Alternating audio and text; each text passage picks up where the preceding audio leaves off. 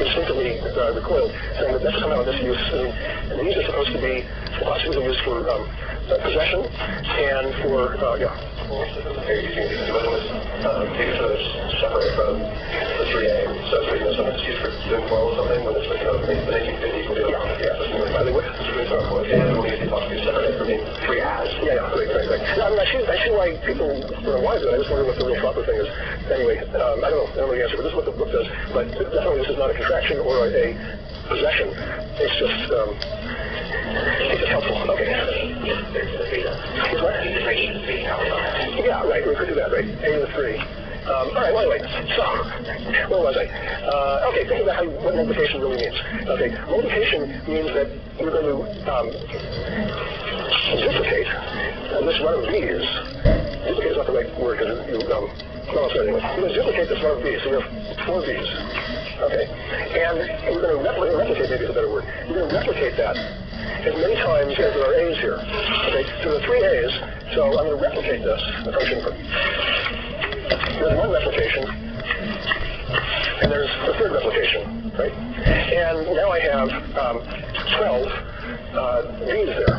Okay, so now what I really want is 12 C's. So I can think about that the logic of this multiplication is I'm going to replicate C's. We'll start with 4 of them because there are 4 B's. And for each one of the A's that I see, I'm going to replicate those C's. So I'm going to replicate 3 times. And then I have to check whether the number of C's here is equal to the number of C's here. Okay, to find out whether or not this string belongs in this language. So all I'm going to point out is the multiplication, which we do so instinctively now, which most of you do, because you did multiplication tables in grade school and so on. I have some certain numbers that no matter how many times I practice them, I just doesn't come up. 7 times 8. I don't know how much that is. I always have to think, let's see, I do know 6 times 8, which is 48, and if I add another 8 to that, that's 56. Okay, somehow that little circuit, that part of the circuit in my brain was cut. And, but when you practice multiplication tables over and over again, you get good at doing that kind of stuff. Most people do. And you forget what's really going on is this sort of primitive thing of replication. Okay, well, I probably massacred that one. Did I confuse everybody enough? So the Turing machine, now that we think about what multiplication is at a kind of baser, simplistic level, we have a greater hope of actually being able to implement that in the Turing machine. Yeah.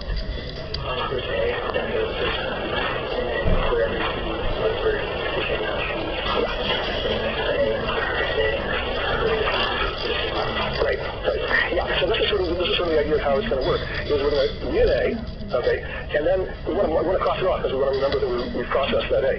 So we read A and we cross it off, and then we run to the B's, okay. And for this number of B's, we want to cross out that number of C's, okay.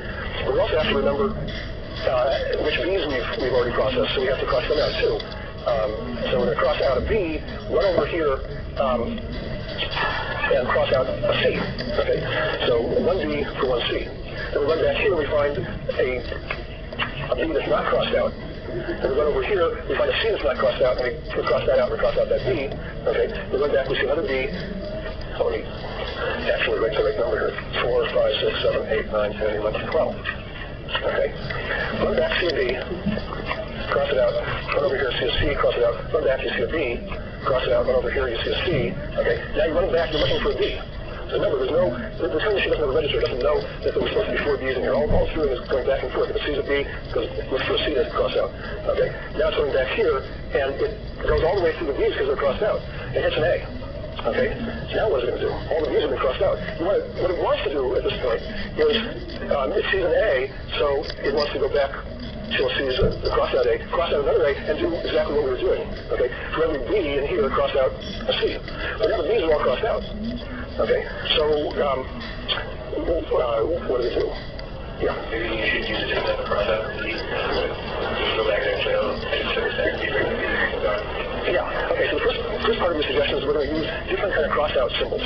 Okay, we're going to use a symbol that crosses out A's that's going to be different than the symbol that crosses out B's. Okay, and I don't know whether we need it or not, but for this, for good luck, let's use a symbol that crosses out C's that are different. Okay, yeah, I think we need that.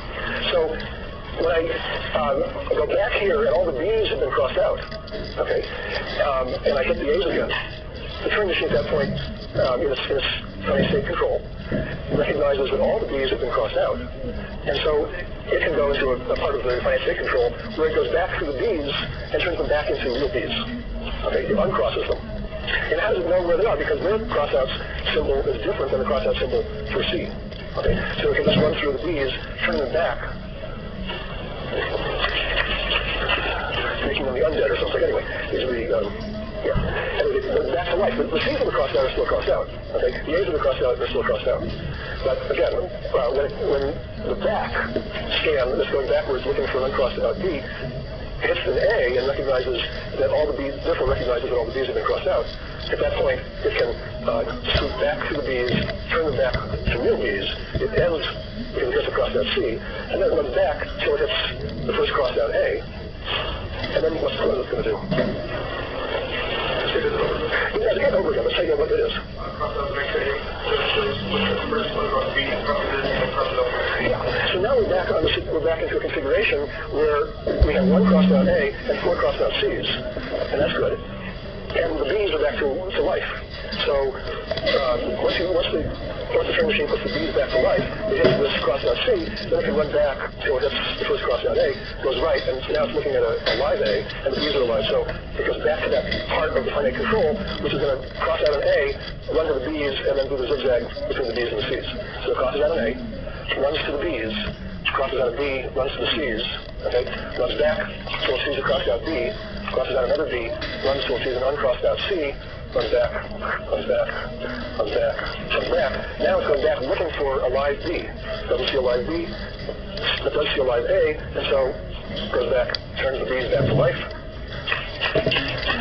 hits the crossed out C, so it doesn't stick at the end of the B's, comes back here, hits the crossed out A, looks right, does a live A, so does that, then here, here, here, here, here, here, here, and here, okay, goes back, the B's all crossed out, goes back looking for a live A, doesn't find one, okay, it doesn't find a live A, it's only a crossed out A, okay.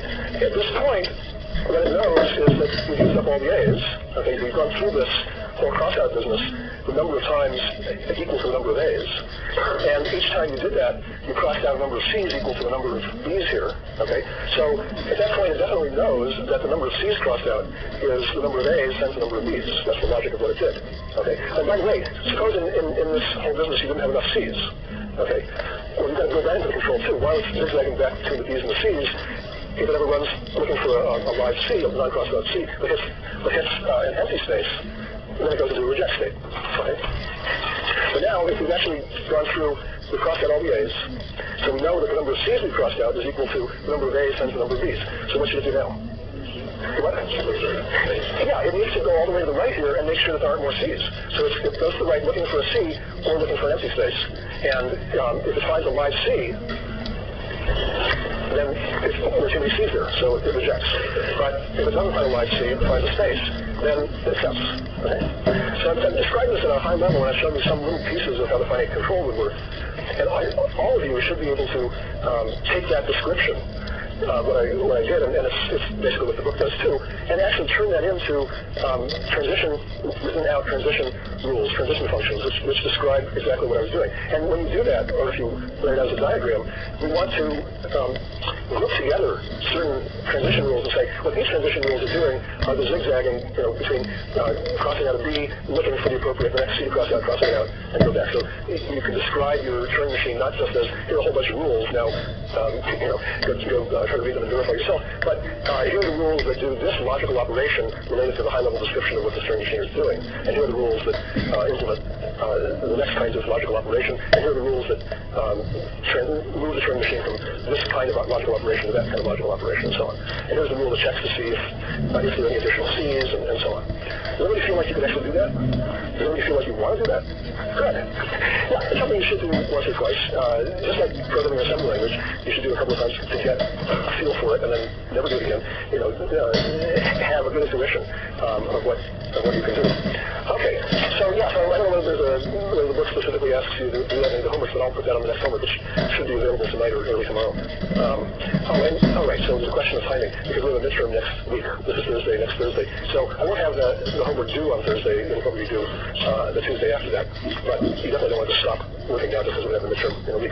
So this question will be on it to actually write up the full transition rules, either as literal rules or in a diagram, and make sure that you can actually program this. Okay. So then we have another. After that, there's another example of coding the transition. Yeah.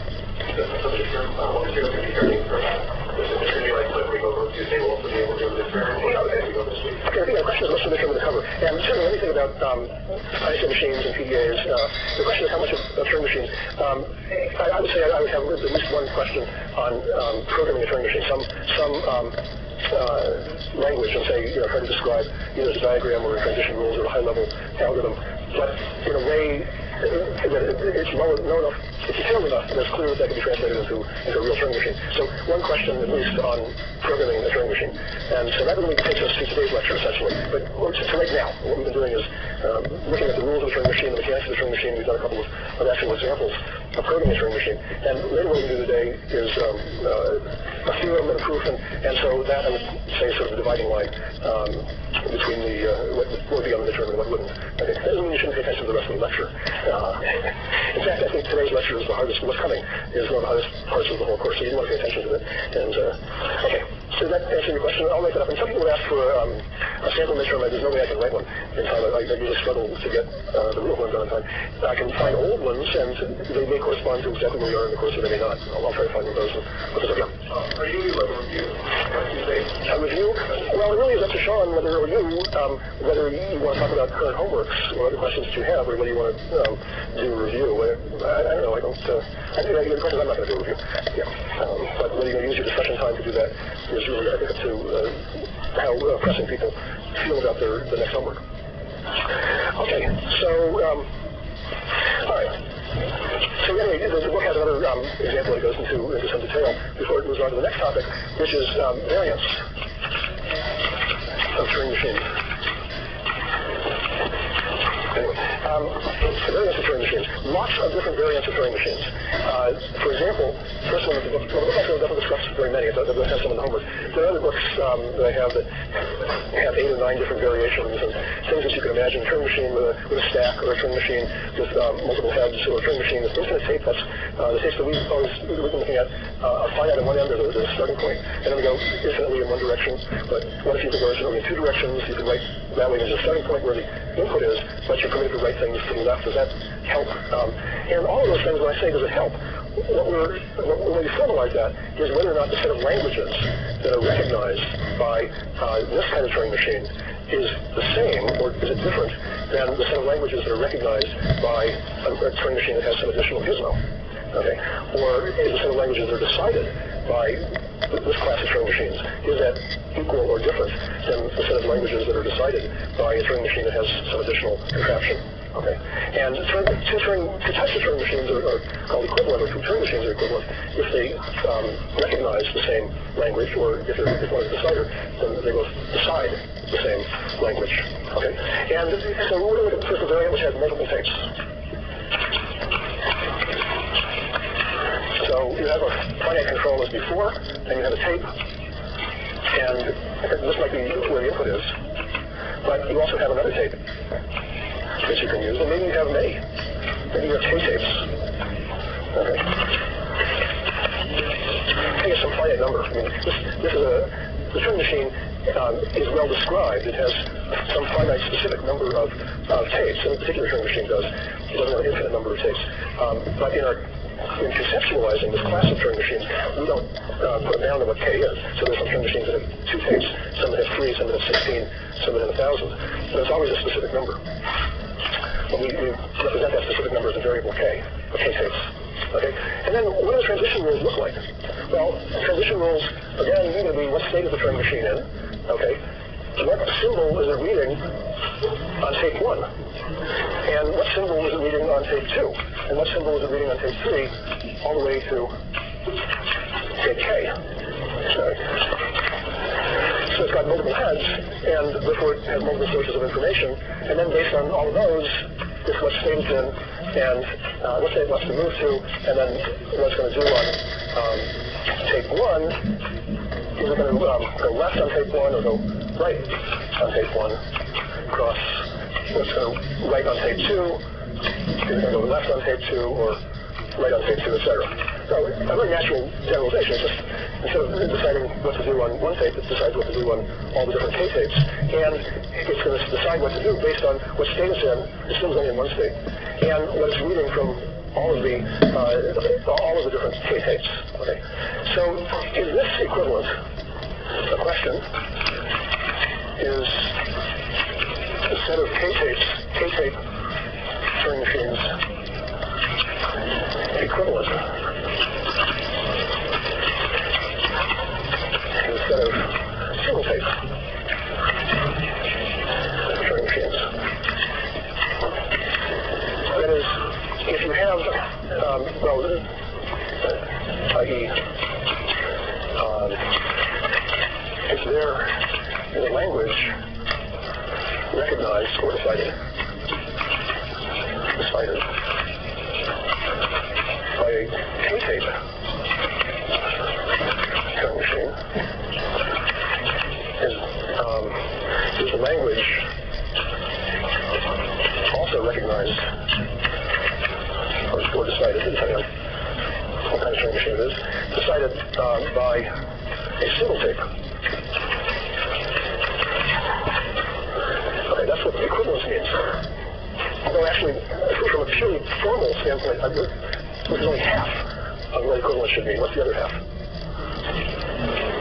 Yeah, you're going to have to say trivial, we don't even put it up, but formally it is, the other side of this question, is there a language, if there's a language that's recognized by a single tape Turing machine, is the language also recognized by a multi-tape Turing machine?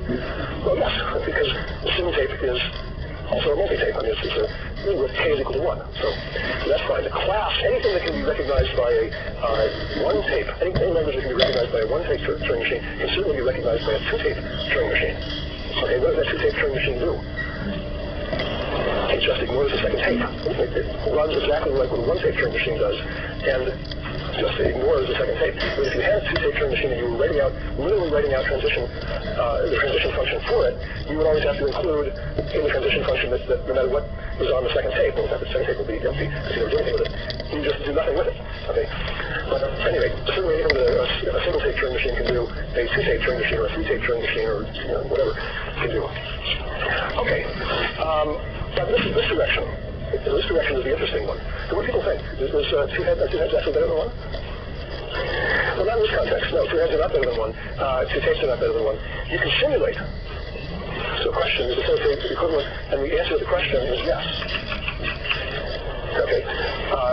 And the proof of that is that we can simulate